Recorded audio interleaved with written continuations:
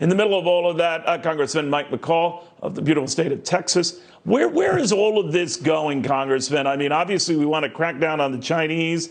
I'm sure we keep one eye on that trade deal that looks like it could be pushed back, or at least the results of it pushed back. Where are you on this? Well, you know, I was appointed to be chairman of the China Task Force. We'll be looking at all these issues in terms of supply chain out of China, medical supplies, technology, advanced semiconductor chips.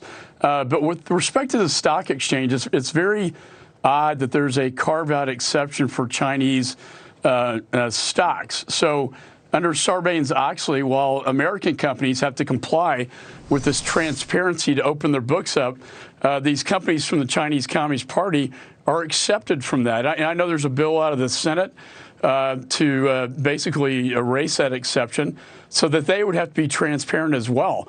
We're also looking at the thrift savings plan, retirement plan for all federal employees is invested heavily in Chinese stocks that support the Chinese Communist Party. Do you ever worry, though, Congressman, with, again, with ample ammunition here, that you can go too far and the Chinese maybe think their debt purchases or that there's mutual destruction? Well, I think the key here is to, when it comes to critical assets like medical, like semiconductor chips, to pull our reliance outside of the Chinese Communist Party. I think the problem is that we become vulnerable, like Australia now. There's 80% tariff on goods coming from Australia. They really put us in a vulnerable spot, and I think we need to be more self-reliant as a nation.